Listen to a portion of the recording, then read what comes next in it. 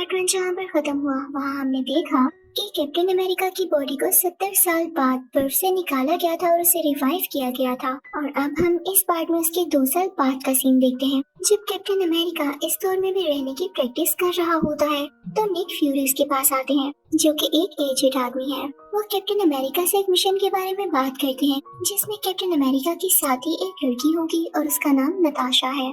ये एक secret mission होता है जिसके लिए इनकी और भी टीम बनाई जाती है और इन्हें लीड कर रहा होता है एक एजेंट। ये मिशन बेसिकली कुछ लोगों को हाइड्रा की कैद से बचाना था जो कि एक शिप में कैद थे। अब कैप्टन अमेरिका अपनी टीम के साथ उस शिप पर जाता है। वहाँ पर जाते ही हम वहाँ के लीडर को देखते हैं जिसका नाम जॉर्ज होता है। यहाँ इन दोनों में लड़ाई होने लगती है। जॉर्ज कैप्टन अमेरिका को किक्स मारने लगता है और अपने हाथों से भी उस पर अटैक कर रहा होता है, लेकिन कैप्टन अमेरिका अपनी शील्ड से अपना डिफेंस करता है। उसके बाद कैप्टन अमेरिका भी अपने शील्ड को यूज करते हुए उसे मारने लगता है। जॉर्ज गिरने ही वाला होता है लेकिन उसकी बॉडी इतनी फ्लेक्सिबल होती है कि वो फ्लिप लगाकर दोबारा से खड़ा हो जाता है और कैप्टन अमेरिका को जोर जोर से किक्स मारने लगता है और उससे कहता है अगर तुम में इतनी ही हिम्मत है तो अपना फेस मास्क उतारो और मुझसे अपनी शील्ड के बगैर लड़के दिखाओ। कैप्टन अमेरिका अपनी शील्ड को पीछे लगाता है और अपना मास्क उतार लेता है और अब उन दोनों में बहुत जबरदस्त फाइट स्टार्ट होती है। कैप्टन अमेरिका यानी स्टीव भी जॉर्ज को काफी मार रहा होता है और आगे से जॉर्ज भी कुछ कम वार नहीं कर रहा होता। तभी कैप्टन अमेरिका को बहुत गुस्सा आ जाता है और वो उसे जोर से पकड़कर एक दरवाजे के साथ मारता है जिससे वो दरवाजा टूट जाता है और वो अंदर आकर गिरते हैं। जॉर्ज का सर जमीन के साथ लगता है जिससे वो थोड़ी देर के लिए बेहोश हो जाता है। ये वही रूम होता है जहाँ पर नताशा भी होती है। वो शिप से सारा डाटा एक यूएसबी में कॉपी कर रही होती है तो तभी उसके पास कैप्टन अमेरिका आता है और वो कहती है कि बस मेरा काम हो गया, इससे पहले कि वे लोग यहाँ से निकले।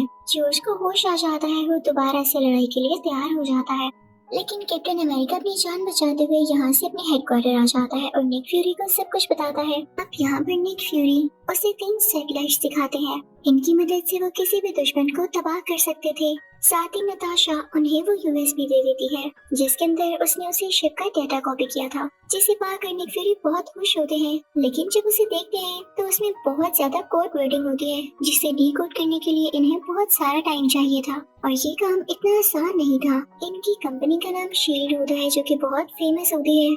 ये वही कंपनी होती है जिसमें अब कैप्टन अमेरिका भी काम करता है और साथ ही साथ नताशा भी। लेकिन इन सबको खबर होती है कि शील्ड में एक ऐसा स्पाई है, यानी कोई एक ऐसा आदमी है जो कि हाइड्रा के साथ मिला हुआ है। हाइड्रा वही है जो शील्ड के अगेंस्ट है और उसका कोई आदमी यहाँ पर होना बहुत खतरे की बात है। अब निक फ्यूरी अपने घर जा रहे होते हैं कि तभी रास्ते में उनका एक एक्सीडेंट होता है और उन्हें चारों तरफ से घेर लिया जाता है। वो पुलिस होती है और तभी वहाँ पर हम एक आदमी को देखते हैं जिसने अपना फेस कवर कर रखा था, लेकिन उसे द विंटर सोल्जर के नाम से जाना जाता है।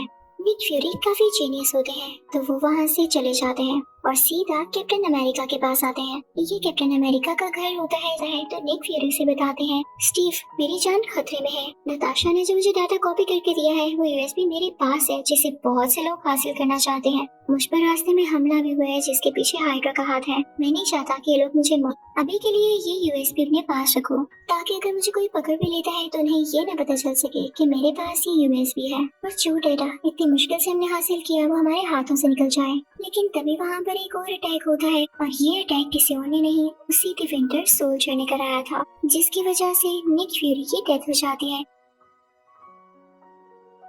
कैप्टन अमेरिका अपनी जान और वो डेटा बचाने के लिए वहाँ से भाग जाता है, लेकिन निक फ्यूरी की डेथ किसी को भी बर्दाश्त नहीं हो रही थी। उनकी बॉडी को हॉस्पिटल लेकर आती है, इनसे रिक्वेस्ट करती है कि इन्हें रिवाइव किया जाए, हमें इनकी बहुत जरूरत है और इस पर अब काम होने लगता है। अब कैप्टन अमेरिका शील्ड के हेड के पास जाता है जो उससे कहता है कि स्टीव मैं जानता हूँ जिस यूएसबी में तुम लोगों ने डाटा चुराया है वो निक फ्यूरी के पास थी और रात को निक फ्यूरी तुमसे ही मिलने आया था। इसका यही मतलब हुआ कि यूएसबी तुम्हारे पास है तो चुपचाप वो डाटा मुझे दे दो, क्योंकि तुम अब इतने बड़े नहीं हुए कि मुझे इस डाटा के बारे में कुछ पता नहीं और तुम इसीलिए फिर रहे हो। तुम जानते भी हो ये कितना खतरनाक है।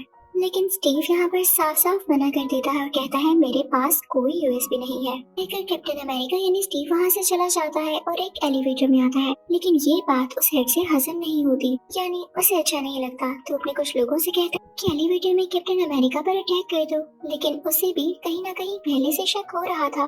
तो जैसे ही उस हेड के सारे लोग उस पर लिपटते हैं उसे मारने के लिए, तो कैप्टन अमेरिका उन्हें धकेलता हुआ एलिवेटर का बटन प्रेस कर देता है और खुद की जान छुड़वाता है, जिससे वो बाहर आ जाता है। उधर नताशा को भी कैप्टन अमेरिका की फिक्र हो रही होती है। वो उसे ट्रेस कर लेती है, वो उसको अपने पास बुलाती है। उससे वो यूएस में लेते हुए उस डेटा को पढ़ने की कोशिश करती है। इसको डिकोड करने के बाद इनको पता चलता है कि उनकी अपनी ही कंपनी जो कि शील्ड है, उसकी दूसरी ब्रांच एक और कंट्री में थी जहाँ पर इनका काफी ज्यादा डाटा है। तो अगर इन्होंने वो हासिल कर लिया तो इनकी एजेंसी शील्ड को काफी ज्यादा फायदा होगा। अब ये दोनों उस शहर में जाते हैं जहाँ पर ये एजेंसी की दूसरी ब्रांच होती है, लेकिन वहाँ जाते ही इन्हें पुराने कंप्यूटर्स के अलावा कुछ नहीं मिलता। उन कंप्यूटर्स पर एक क्लिप चलने लगती है जो कि डार्क स्कल के उसी साइंटिस्ट की होती है। वो नहीं चाहता था कि कोई भी यहाँ पर आकर डर डाले, और उन रिकॉर्डिंग्स में ये साफ साफ जाहिर था कि शील्ड के बारे में जितनी भी इंफॉर्मेशन है वो हाइड्रा को भी है, क्योंकि शील्ड के कई ज्यादा लोग हाइड्रा की तरफ भी आए और हाइड्रा के कुछ स्पाइस भी शील्ड में गए। तो इसलिए शील्ड को हाइड्रा का डेटा चुरा कर कोई फायदा नहीं होना, जबकि हाइड्रा को शील्ड की डेटा के बारे में जानने के लिए कोई शौक ही नहीं था। लेकिन ये सब झूठ था, क्योंकि अगर इनको इन्फॉर्मेशन चुराने की जरूरत न होती तो हाइड्रा अपनी स्पाई क्यों शील्ड में भेजती। यहाँ पर सिर्फ और सिर्फ इन दोनों को डिस्ट्रैक्ट किया जा रहा था। अब दूसरी तरफ उसमें से एक सैटेलाइट एक्टिवेट हो जाती है, जिसके बारे में निक फ्यूरी ने कैप्टन अमेरिका को बताया था कि ये हमारे दुश्मनों को मारेगी जो कि हाइड्रा से ताल्लुक रखते हैं, उससे कनेक्टेड है। तो सैटेलाइट ये समझ लेती है कि कैप्टन अमेरिका और नताशा हाइड्रा के लोग हैं, तो वो उन पर मिसाइल छोड़ देती है। इससे उस एजेंसी की वो ब्रांच तबाह होने लगती है। लेकिन कैप्टन अमेरिका जानता था कि इसके अंडरग्राउंड पे एक रास्ता है, तो वो नताशा को वहाँ से लेकर जाता है और बचा लेता है।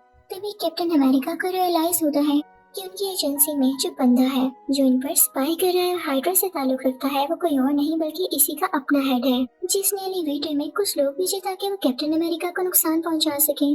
और इनका अपना ही बंदा ऐसा क्यों करेगा। और अब कैप्टन अमेरिका और नताशा शील्ड की एजेंसी में नहीं जा सकते थे, क्योंकि इस हेड ने इन दोनों को धोखेबाज कह दिया था और ना ही अब इनके पास कुछ वेपन्स बाकी थे। अब यहाँ से कैप्टन अमेरिका आर्मी यूनिट जाता है, जहाँ पे वो अपने एक साथी से मिलता है जिसका नाम होता है फैल्कन, और उसका भी इस मूवी में बहुत मेन कैरेक्टर है। कैप्टन अमेरिका उसे सारी बात बताता है। तो अब ये तीनों यानी कैप्टन अमेरिका, फैल्कन और नताशा टीम अप कर लेते हैं। यहाँ पर ये तीनों जब टीम अप करते हैं तो उनको पता चलता है कि शील्ड में एक और स्पाई है जो कि हाइड्रा की तरफ से है। वो ग्लासेस वाला एक बार्ड आदमी होता है, जिसे कैप्टन अमेरिका पकड़ लेता है और ब्लैकमेल करता है कि अगर तुमने मुझे सब कुछ सच सच ना बताया तो मैं तुम्हें मार दूंगा। अब यहाँ पर वो आदमी बताता है कि तुम लोगों ने जब उस डार्क स्कल का साइंटिस्ट देखा और वो तुमसे हाइड्रा के बारे में बातें कर रहा था, तो उसके बाद ही और इसी वजह से सैटेलाइट को ये लगा कि तुम लोग भी हाइड्रा के लोग हो, और उसने तुम पर अटैक करने की कोशिश की और उस बिल्डिंग को भी तबाह कर दिया। तो हाइड्रा का यही प्लान है कि वो तुम लोगों की तीनों सैटेलाइट को अपने कब्जे में ले ले। एक को तो वो ले चुकी है, और अब देखना जल्दी वो वक्त आएगा जब तीनों की तीनों सैटेलाइट, जो कि निक फ्यूरी के मुताबिक शील्ड के लिए ही फायदेमंद थी, वो अब हाइड्रा के लिए काम करेंगी। अब कैप्टन अमेरिका उस ग्लासेस वाले आदमी से कहता है कि तुम हमारे साथ चलो, हमें उस जगह का बताओ जहाँ भी सब कुछ हो रहा है। वो आदमी उनके साथ गाड़ी में बैठ जाता है, लेकिन ज्यादा दूर नहीं गए होते कि इन पर उसी के विंटर सोल्जर का अटैक हो जाता है और वो गाड़ी का शीशा तोड़ते हुए उस ग्लासेस वाले आदमी को अपने साथ बाहर ले जाता है कि तुमने इन सबको हमारे बारे में क्यों बताया। वो उसे मारने के लिए अपने साथ लेकर गया था, क्योंकि उसने इनको धोखा दिया था। अब कैप्टन अमेरिका ऐसा नहीं चाहता था कि इतनी मुश्किल से इनके हाथ कोई आदमी आया जो कि इन्हें सारी नॉलेज दे रहा है, तो वो अपनी गन लेकर बाहर जाता है ताकि इस विंटर सोल्जर से लड़ सके। जैसे ही लड़ाई शुरू होती है तो विंटर सोल्जर का मास्क उतर जाता है, और ये देख के हम सब काफी हैरान रह जाएंगे कि विंटर सोल्जर कोई और नहीं बल्कि कैप्टन अमेरिका का अपना दोस्त बकी बार्न्स होता है। यहाँ ये सुन लीजिए कि बकी बार्न्स हाइड्रा का मेंबर किस तरह बना और हाइड्रा के लिए काम क्यों करता है। क्योंकि पार्ट 1 में जब वो ट्रेन से गिरा था तो हमें ये लगा कि शायद वो मर गया है, लेकिन नीचे से हाइड्रा के लोगों ने बचा लिया था और उसका इतना ज्यादा माइंड वॉश किया शील्ड के अगेंस्ट बातें मरी, इवन कैप्टन अमेरिका के खिलाफ भी, कि अब वो हाइड्रा के लिए ही काम करना शुरू हो गया। नेक्स्ट सीन में हम देखते हैं कि कैप्टन अमेरिका निक फ्यूरी से मिलने जाते हैं, जो कि अब जिंदा हो चुके थे।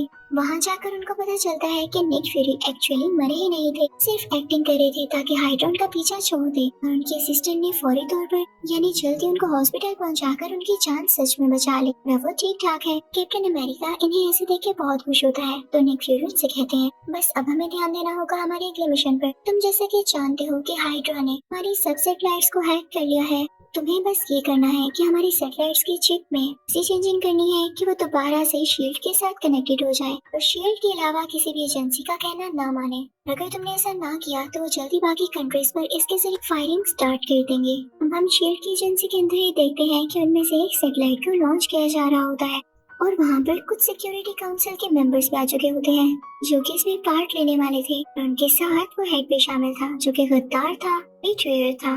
तो कैप्टन अमेरिका ऊंची आवाज में अनाउंस करता कि हमारे अंदर ही कुछ स्पाइस मौजूद है, हमें उनको पहचानना होगा क्योंकि मैं जानता हूँ हमारी ये सैटेलाइट हैक हो चुकी है और हाइड्रा इसको हमारे अगेंस्ट यूज करने वाला है।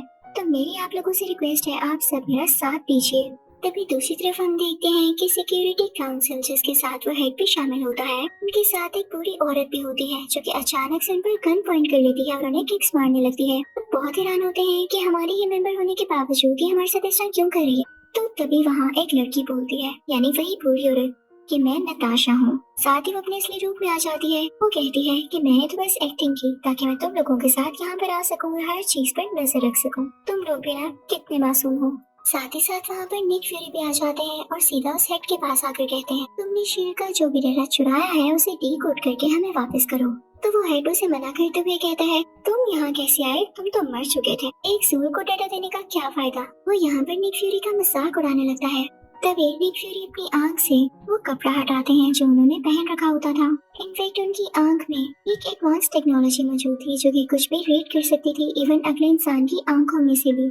उसके दिमाग की सारी मेमोरी, साथ ही साथ वो डिकोडिंग भी कर सकती थी। तो निक फ्यूरी अपनी आंख से उस हेड की आंख की तरफ देखते हुए वो सारा डेटा रीड कर लेते हैं और उसकी डिकोडिंग भी कर लेते हैं। साथ ही साथ वो नताशा से कहते हैं कि इसके सारे लोगों को मार दो, और अब वो दोनों फायरिंग करके उन सब लोगों को मार देते हैं।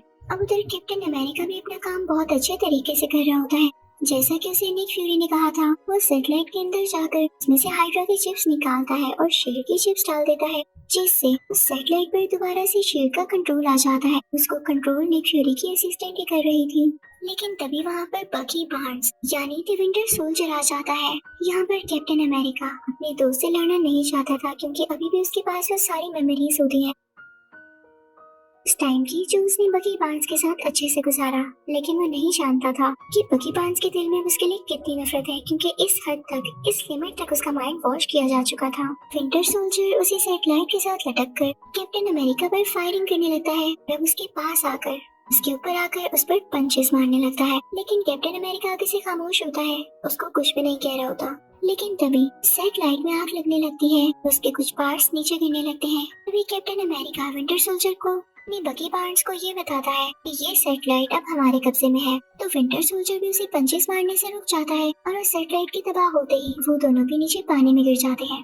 नीचे गिरते ही कैप्टन अमेरिका बेहोश हो जाता है, जबकि बकी बार्न्स यानी वो विंटर सोल्जर जिंदा होता है। लेकिन न जाने उसे वहाँ पर क्या याद आया था। वो कैप्टन अमेरिका को पानी से खींचता हुआ बाहर लाता है और खुद जंगल की तरफ जाकर गायब हो जाता है, और इसके बाद इसका किसी को पता नहीं चलता। अब यहाँ सीन चेंज होता है और हम नताशा को देखते हैं। वो प्रेस कॉन्फ्रेंस से बात कर रही होती है कि अब सब कुछ ठीक है, हमने हाइड्रा को हरा दिया है और सब कुछ अब हमारे कंट्रोल में है। और अब मूवी के लास्ट सीन में हम कैप्टन अमेरिका और निक फ्यूरी को साथ देखते हैं जो कि एक ग्रेव पर खड़े होते हैं, और वो ग्रेव किसी और की नहीं बल्कि निक फ्यूरी की फेक यानी नकली ग्रेव होती है। निक फ्यूरी कैप्टन अमेरिका से कहते हैं कि तुम यहाँ किसी को मत बताना कि मैं जिंदा हूँ, लोगों को बस यही लगता रहने दो कि मैं मर चुका हूँ, ताकि ना कोई मेरे पीछे आए और ना ही ये कोई समझे कि शील्ड का एक अच्छा बंदा कि हर किसी से लड़ सकता है अभी भी जिंदा है, क्योंकि मैं छुप कर उनके अगेंस्ट काम करना चाहता हूँ और यही बेटर ऑप्शन है।